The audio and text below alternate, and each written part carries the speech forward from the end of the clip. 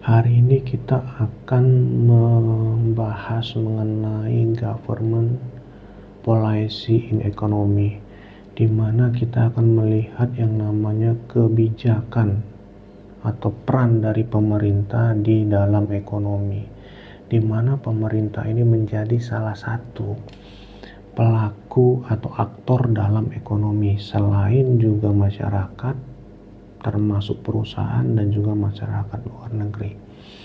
Kalau kita lihat beberapa fungsi dari pemerintah, ini ada 3. Yang pertama, fungsi stabilisasi, di mana fungsi ini melibatkan bagaimana pemerintah mencoba untuk menstabilkan ekonomi, politik, sosial, budaya, hukum, dan lain sebagainya. Gitu. Kemudian ada yang namanya fungsi alokasi, di mana pemerintah itu menyediakan barang dan jasa publik, apakah itu infrastruktur, sekolah, dan lain sebagainya, begitu.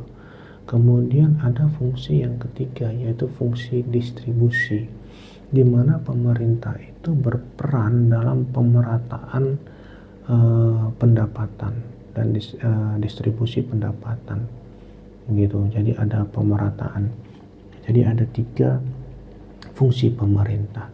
Kalau kita melihat kepada mengapa nih, yang menjadi pertanyaan, mengapa yang namanya pemerintah perlu melakukan intervensi atau dibutuhkan melakukan intervensi. Yang pertama, itu akan terjadi apabila terjadi yang namanya kegagalan pasar, begitu. Jadi pemerintah perlu intervensi, begitu. Yang kedua adalah untuk menyediakan barang dan jasa publik, itulah makanya perlunya intervensi pemerintah. Yang ketiga, menjaga stabilitas ekonomi mikro maupun makro, begitu. Kemudian yang keempat adalah menjaga keadilan sosial dan juga pemerataan pendapatan tadi, seperti itu. Jadi memang yang namanya pemerintah perlu melakukan intervensi, makanya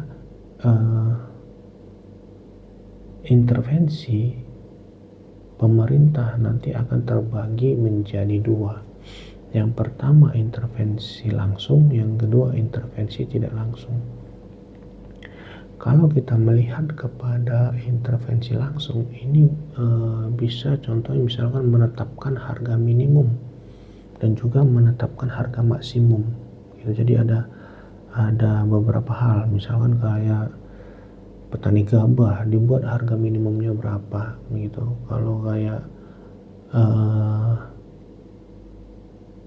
misalkan minyak goreng, beras, itu dibuat harga maksimumnya. Supaya apa? Supaya produsen ataupun petani tidak mengalami masalah mengenai penjualan produknya, gitu.